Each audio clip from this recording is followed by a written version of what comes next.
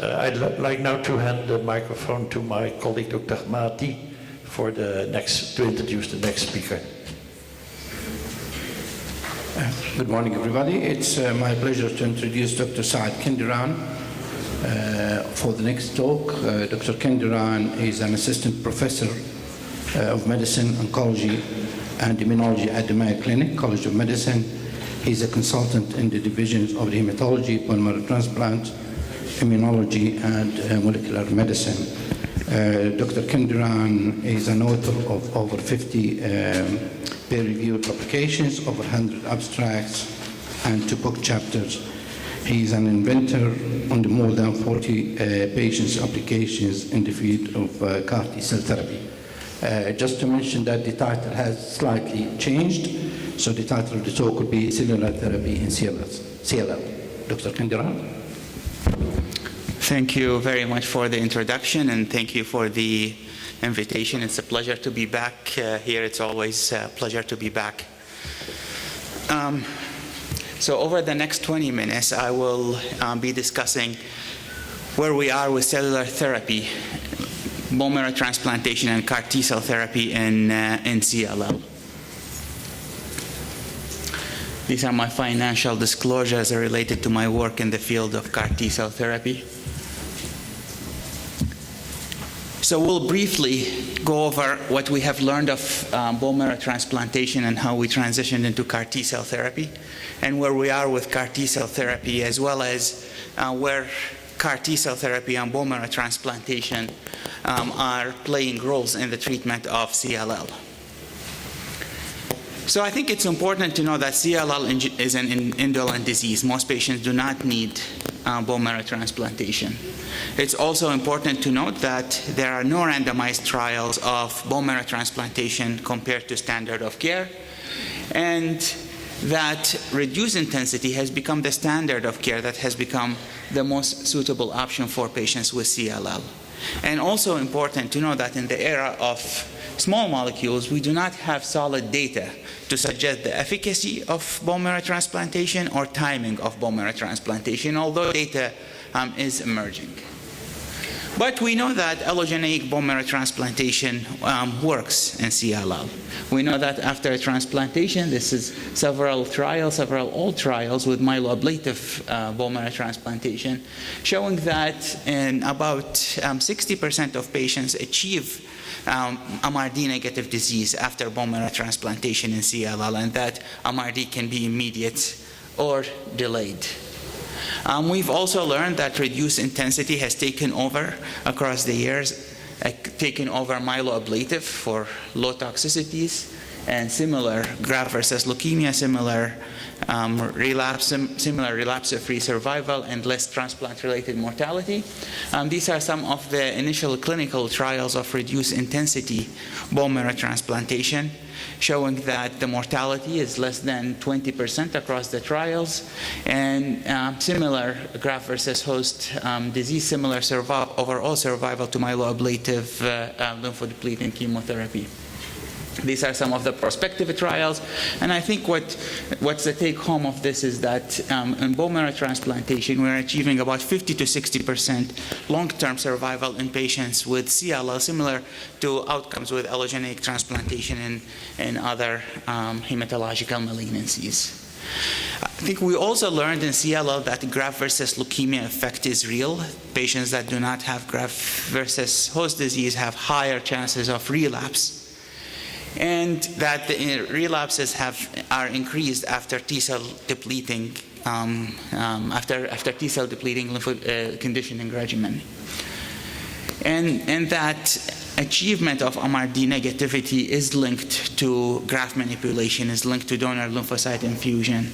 All of that suggesting that, yes, indeed, graft versus host disease plays a role in CLL similar to other diseases. This is our data from the Mayo Clinic, so showing that patients that develop graft versus host disease have much higher chances of survival and disease-free survival compared to patients that do not develop chronic graft versus host disease.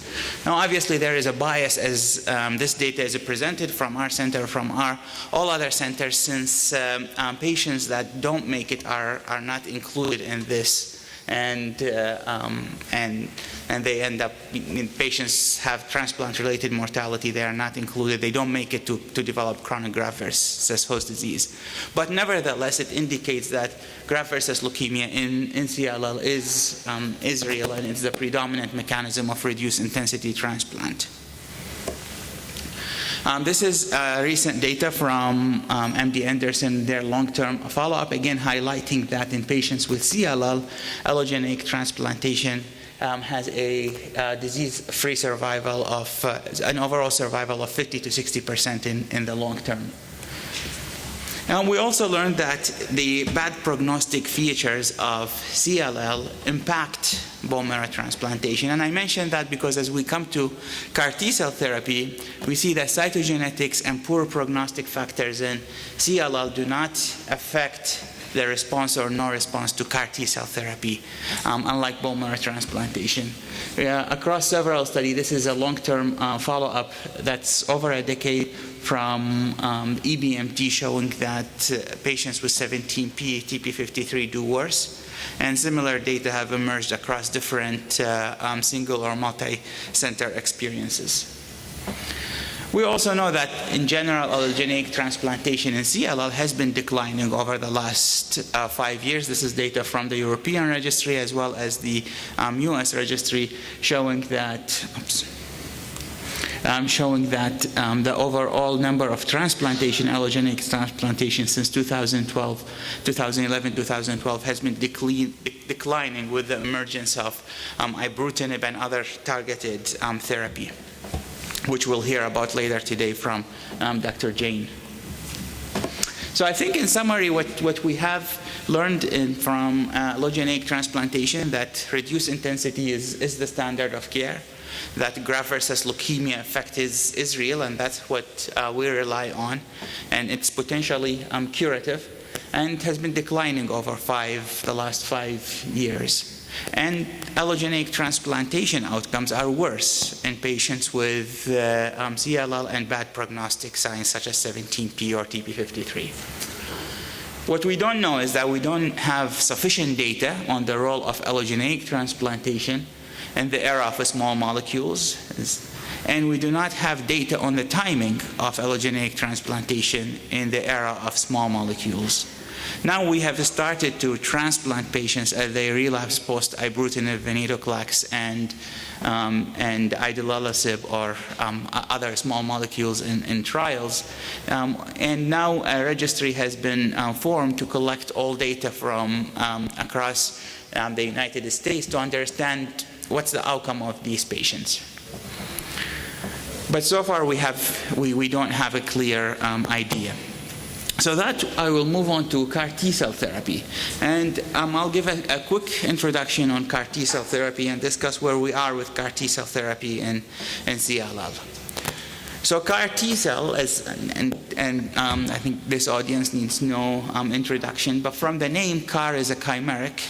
It is derived from part of the monoclonal antibody, the antigen recognition domain, the single chain variable fragment, that is fused to a T-cell signaling domain of the T-cell. So in essence, it links the part of the monoclonal antibody to the signaling of T-cells, and hence the name chimeric. And the concept of chimeric antigen receptor is old. The concept was pioneered in 1989 by Eshar and colleagues at the Weizmann Institute. And at that time, this CAR went to the clinic and had very modest activity in patients with HIV and in cancer. And it wasn't until the mid-2000s when we learned that actually the CAR needs an additional signal to be active. And this is what's referred to now as the second generation CAR, which is the FDA-approved CAR, including 2 products, the Chimeric and Yescarta, and another product expected to receive FDA approval later this year. All of the products that are active have 2 signals. They have either CD28 or 4-1BB, in addition to CD3 zeta signaling domain. And since then, there has been emergence of several other iterations of CAR with further engineering of the signaling domains. But to date, More engineering does not make the CAR better. To date, adding more signals, adding suicide switches, adding cytokines have not proven to be more effective in the clinic. In preclinical studies, maybe, but in the clinic so far, everything that has been tested and compared to the second generation has been comparable. And CD19 was the first target, and it's an ideal target for CAR T-cell therapy, because CD19 is expressed on all leukemic cells, and it spares the hematopoietic stem cells. In addition, CD19 does not have any off-target expression except for normal B cells, and depletion of normal B cells tend to be well tolerated with replacement IVIG. And this is how the CAR is made in this cartoon. The DNA is put in a virus. The virus is integrated into the cell. When it's integrated into the cell, now the cell expresses the CAR receptor in addition to their native receptor, and then that meets the tumor, recognizes the antigen, and kills the tumor, as is shown in this cartoon. And the first report really that ignited the field of CAR T-cell therapy was in CLL. Had 3 patients treated with CLL. And that was published in 2011 in New England Journal of Medicine. While it's only 3 patients, we learned that these CARs are powerful. This patient had what was thought to be 7 pounds of disease and went into complete remission. These scars persisted. In fact, the first patient that was treated in 2010, there was an update last year in 2019, and the CARs are still circulating around, suggesting that after they kill the tumor, they can differentiate into memory phenotype and persist. And also we learned about the emergence of the cytokine release syndrome, the emergence of tumor lysis syndrome, and later on neurotoxicity from this study.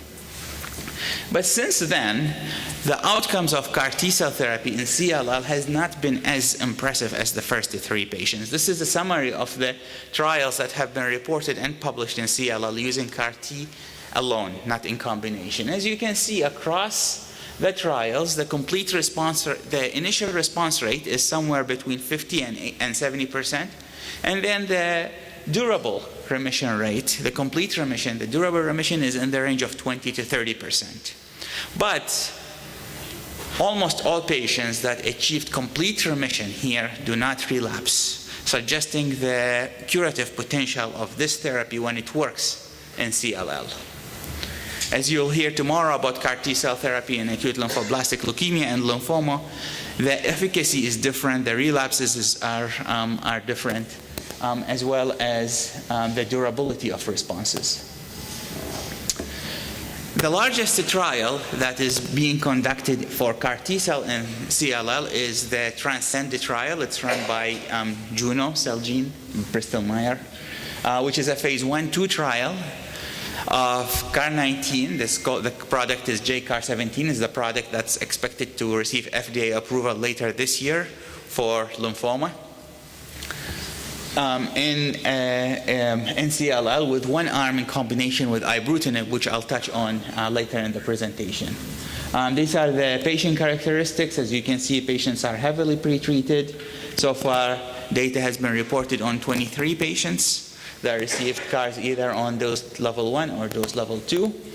And this is the cohort that is a single agent, not in combination with Ibrutinib. These are the toxicities. As you know, the toxicities of relevance are the cytokine release syndrome and the neurotoxicity. And grade 3 or 4 cytokine release syndrome was in the range of 7%, and grade 3 or 4 neurotoxicity was in the range of 20%. Now it's important to know, and this will be discussed tomorrow as well, that this CAR product, they use CD4 and CD8 combined. So unlike the 2 products that are FDA approved, here there are actually 2 products and the same. So the 2 FDA products, Chimeric and Yescarta, they are bulk T cells. Here there are CD4 CARs and CD8 CARs that are made separately, and they are mixed at 1-to-1. And doing that has reduced the risk of cytokine release syndrome slightly compared to the other 2 products.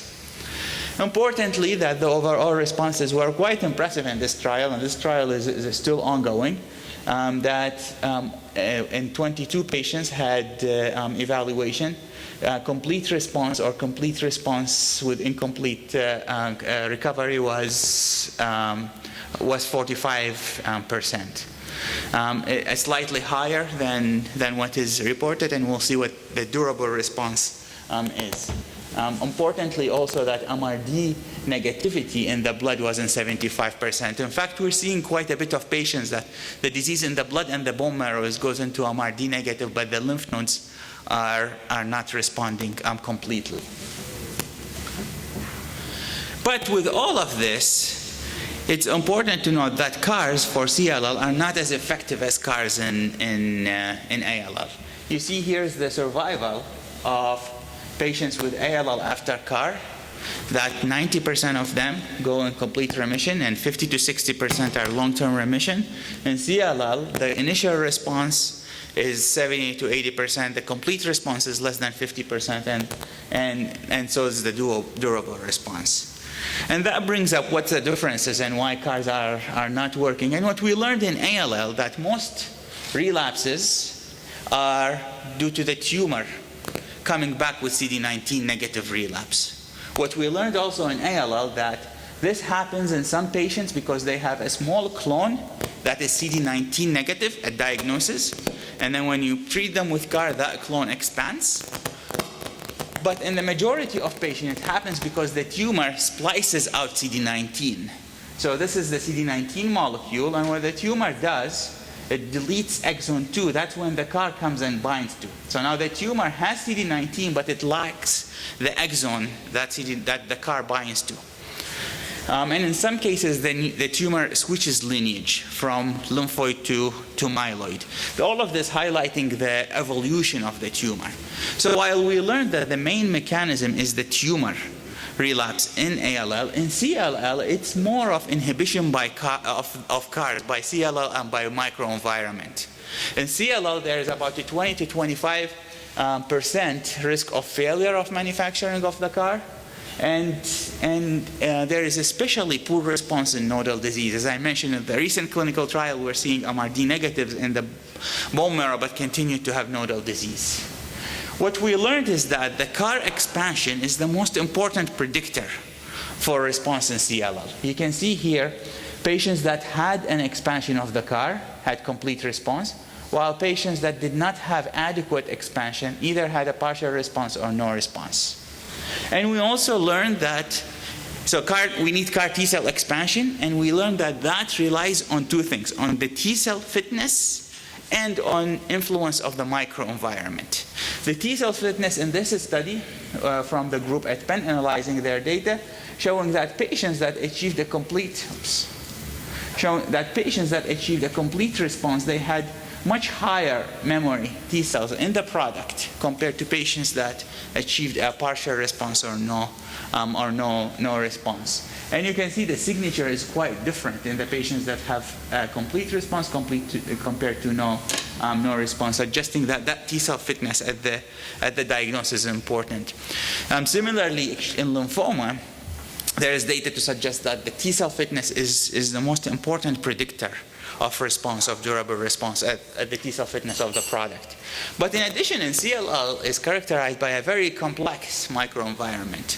And this complex microenvironment involves tumor-associated macrophages, which are called the nurse-like cells. It has the malignant B cells and its own ligands, has the mesenchymal stromal cells, the extracellular vesicles, and there are studies looking at each simple component of these, and each one of them have been shown to inhibit CAR T significantly. This is, for example, extracellular vesicles that are released by the CAR T, showing that if you take them from patients with CLL that did not respond to CAR T, and you take them in the lab and you put them there, then they are inhibiting CAR T cell function significantly. Lastly, some strategies to enhance CAR T, especially modulating the T cell phenotype, is Ibrutinib. So Ibrutinib, in addition to being BTK inhibitor, it's an inhibitor of ITK that changes the phenotype of T cells from Th2 to Th1 phenotype. And based on that, it's approved for graft versus host disease. So preclinical studies have shown that if you combine CAR T cell with Ibrutinib, that the phenotype of T cell is changed and that the CARs are more potent, and also there is less cytokine release syndrome in animal studies. That was moved to the clinic. And similarly, in the clinic, you see that there were 3 separate trials that looked at Ibrutinib in combination with CAR19. The Fred Hutch, these are patients who have progressed on Ibrutinib but stay on Ibrutinib, and then they receive CAR19. And you can see that while the overall response rate and the complete response rate are not much different, but the durability of the responses were different. So you see the overall survival in this curve. The UPenn trial took patients on Ibrutinib who have a response, so they are in partial response, and they have to be on Ibrutinib for 6 months and receive CAR-T. And the majority of these patients went into complete remission. They had MRD negative disease in 8 out of the 9 reported patients.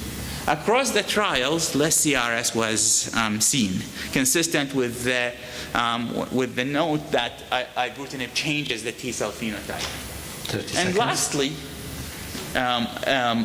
this recent study also from group of Hutch, an update of that trial, including 19 patients. Similarly, the overall response rate is 80%, the MRD negativity is 60%, and the 1-year progression-free survival is 50%, and noted less CRS.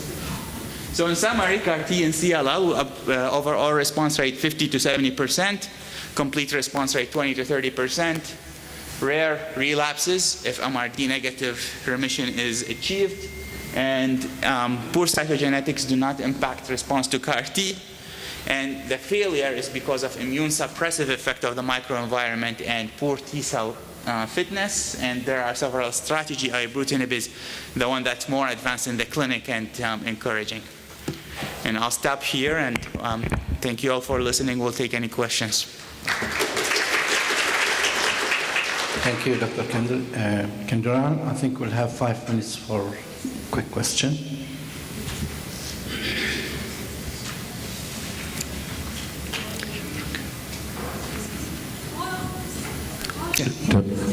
I hope you can hear me. So Saad here, right here. Thank you, Sharik Hashmi. You showed us a slide that the allotransplants are going down because of novel treatments. Do you think that with the CAR-T therapy improving, the allogenic transplant is going to further go down when we have more expanded CARs like CAT CARs and other CARs that are coming up in strategies over time in U.S.? And what about the developing countries for CLL for transplants? Yeah, it's a good point. I think it's going down because patients have not yet relapsed after all the novel therapies. I think probably we will see some going up in the recent years. I think we'll continue, bone marrow transplant will continue to have a role for CLL in developing countries as well as in developed countries, even with CAR-T. The response to CAR-T still, the responses where you think that is going to take over CAR-T, over bone marrow transplant, we're still talking in 20 to 30%, and the rest of the patients still will need bone marrow transplantation. It's a good point. And sorry, your question was? How long does the CAR-T cell stay in the body? How long does the CAR-T cell stay in the body? So it depends on how you engineer them. CAR-Ts is a perfect example of synthetic biology and engineering cells. So if you have, for example, in the CAR-T, you put CD28 co-stimulation. So CD28, they drive the T cell killing. So these CAR-Ts are very important. They kill right away. This is the Yescarta product. But they are gone also. They are gone within 2 to 3 months. But initially, they kill very quickly, and patients have toxicity also very quickly. On the other hand, if you put 4-1BB, 4-1BB's function in the body is to differentiate the T cell into memory T cell. So if you put that in the CAR, now the CAR becomes memory T cell. And as I mentioned, the first patient that received it had it 9 years later. We don't know how long they persist. They're probably persisting for forever. If you put, for example, ICOS, then the T cell becomes a Th17. So if you're targeting, for example, in autoimmune conditions, it makes sense to put an ICOS, and then the T cells will not persist. Really on how you design it, how you engineer the CAR, but they can persist for a long time. Let's have the last question there. Thank you very much. I would like to thank you for your comprehensive lecture. My question in regard to this combination, because Ibrutinib is well known that it has side effects, especially in relation to atrial fibrillation, and sometimes you might need to stop even Ibrutinib sometimes, or maybe discontinue it altogether. So how far you can go with CART and Ibrutinib, especially in view of this side effect? Yeah, it's a good question. So the question, Ibrutinib has side effects, and how is it going to go with the combination? So most patients that receive Ibrutinib and then receive CAR-T, they've been on Ibrutinib for some time, most of them for over a year. And they've had the side effects. They are on a stable dose of Ibrutinib. The question is, how long do you continue after CAR-T? So after you receive CAR-T, and if the patient goes into MRD negative remission, today, the clinical trials are allowing, at the discretion of the physician, after 3 months to taper Ibrutinib down. In our experience, we're taking patients off Ibrutinib 3 months after CAR-T if they achieve MRD negative remission.